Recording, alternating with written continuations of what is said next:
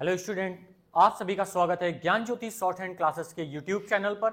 और आज की डिक्टेशन है रामधारी खंड 2 की प्रतिलेखन संख्या 13 और 14। डिक्टेशन लिखने के लिए तैयार हो जाएं। डिक्टेशन स्टार्ट होगी 3 सेकेंड बाद। 3, 2, 1 स्टार्ट। महोदय, निसंदेह ही आज भी हम भले ही कई मुश्किलों का सामना कर रहे हों, फिर भी हम 1991 के उन दिनों जैसी स्थिति में नहीं हैं।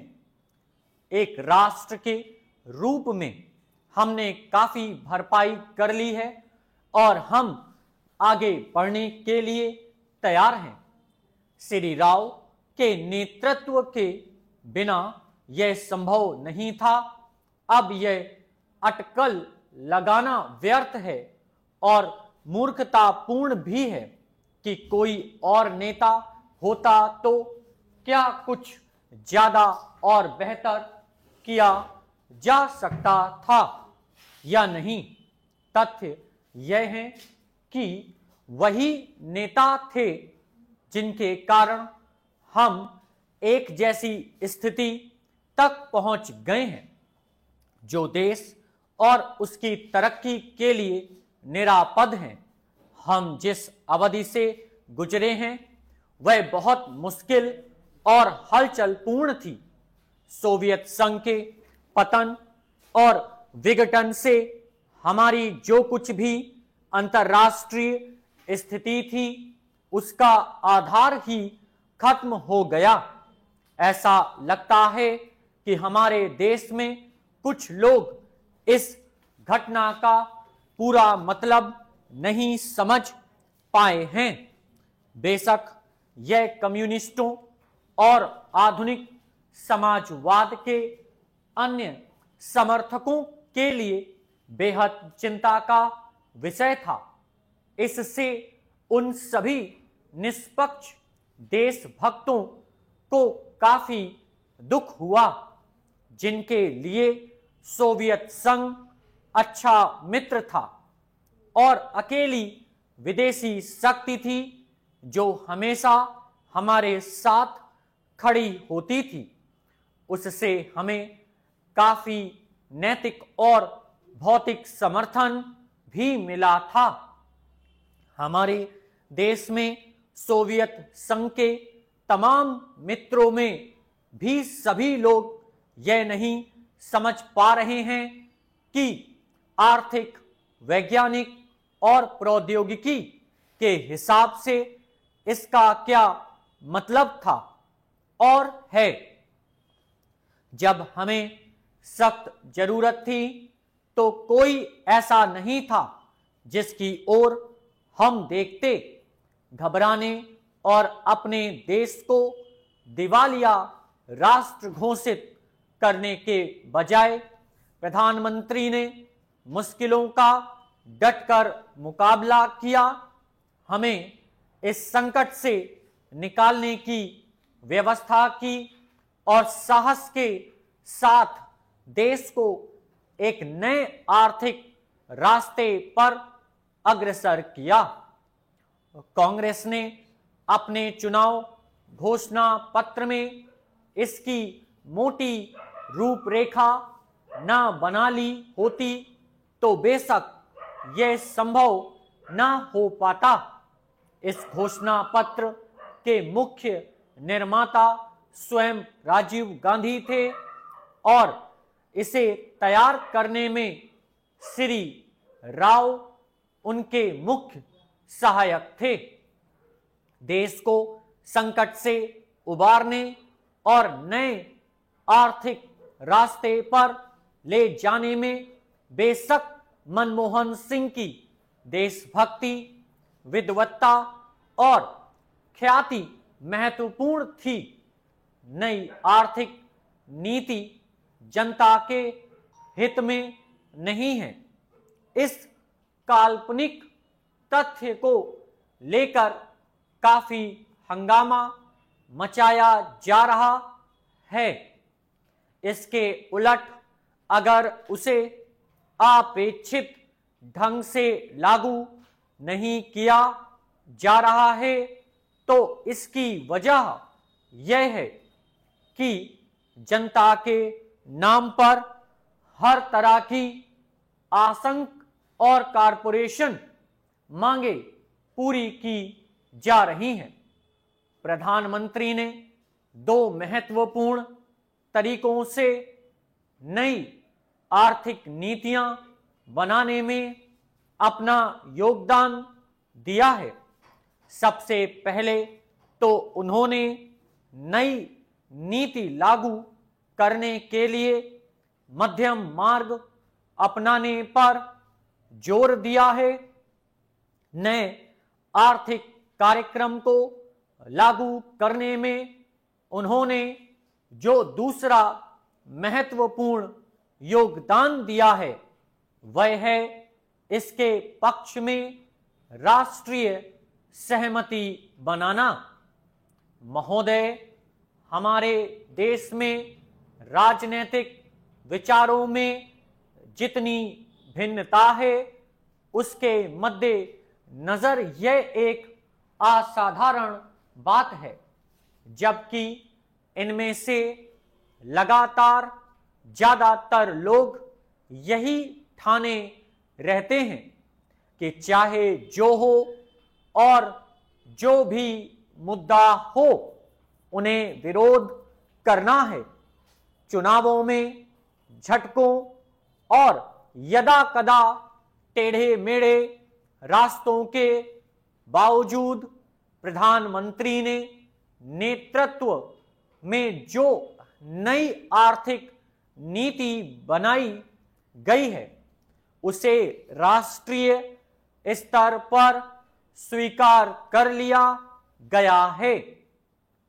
माकपा से लेकर जनता दल और भाजपा तक आर्थिक क्षेत्र में मूलभूत सुधार के अलावा पंजाब में नाटकीय बदलाव आया है।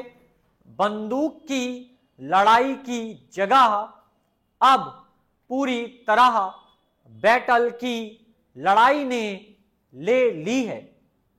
उस प्रदेश की जनता के लिए यह दूसरी आजादी से कुछ कम नहीं है।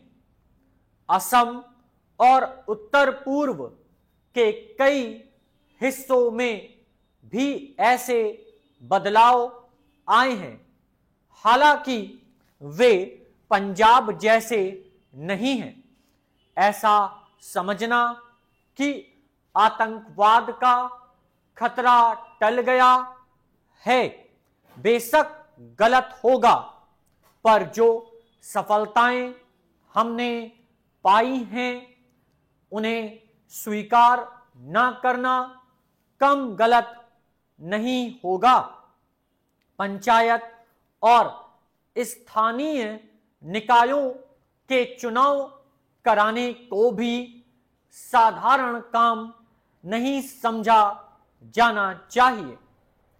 इस कदम में महात्मा गांधी के सपने और दिवंगत राजीव गांधी की लोकतंत्र के लिए प्रतिबद्धता भलीभूत हुई है।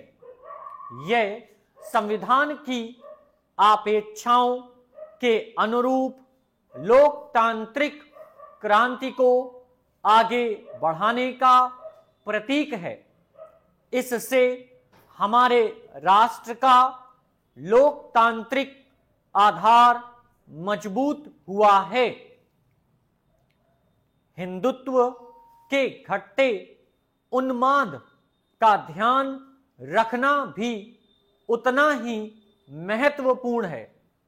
भाजपा और शिवसेना को चुनावी सफलता भले ही मिल गई हो, पर राष्ट्रीय स्वयंसेवक संघ का नेतृत्व भी मानता है कि उसका मुख्य कारण कुछ राज्यों में भ्रष्टाचार, बढ़ती कीमतों, बेरोजगारी आदि जैसी सामान्य समस्याओं से निपटने में कांग्रेस सरकार की नाकामी थी, न कि सांप्रदायिक भावनाएं।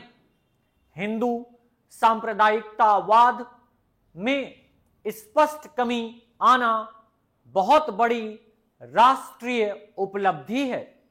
इन सबसे महत्वपूर्ण है सार्वभौमिक मामलों में भारतीय व्यक्तित्व का फिर से उभरना।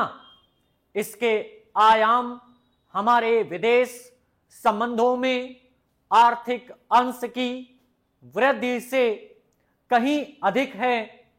चीन से संबंध लगातार सामान्य होते जा रहे हैं। भारत ईरान संबंध फिर कायम हो गए हैं। इसी तरह दक्षिण अफ्रीका के साथ परस्पर लाभ के सहयोग की नई संभावनाएं बनी हैं। अमेरिका और अन्य विकसित पूंजीवादी देशों से सहयोग बढ़ाने की दिशा में समुचित ध्यान दिए जाने के बावजूद किसी भी मसले पर हम नहीं झुके हैं। समर्पण की बात तो दूर है, इसमें आर्थिक संबंधों के महत्वपूर्ण स्वरूपों के अलावा रक्षा का क्षेत्र भी शामिल है। इसका सबसे ताजा उदाहरण है परमाणु अप्रसार संधि के मामले में हमारा अपनी नीति पर कायम रहना, जबकि इसके लिए हम पर कई दिशाओं से भारी दबाव डाला गया। गुटनिरपेक्ष आंदोलन को नई नीति देने के प्रयास भी चल रहे हैं।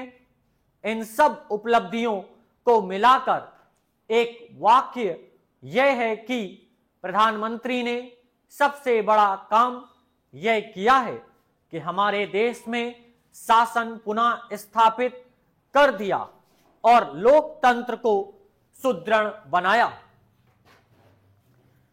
आई होप आप लोगों ने डिक्टेशन लिख ली होगी, इसका ट्रांसक्रिप्शन कर ले, और अगर कोई भी वर्ड नहीं आता है तो आप हमें कमेंट बॉक्स पर कमेंट करके पूछ सकते हैं। ठीक है, मिलते हैं नेक्स्ट वीडियो में नई एक्सरसाइज के साथ। तब तक के लिए जुड़े रहें ज्ञान ज्योति शॉर्ट हैंड क्लासेस के साथ। और अगर अभी तक आपने चैनल को सब्सक्राइब नहीं किया है तो जल्दी से चैनल को सब्सक्राइब कर लें। डेली डिक्टेशन के लिए बेल आइकन को प्रेस करना ना भूलें। Thank you.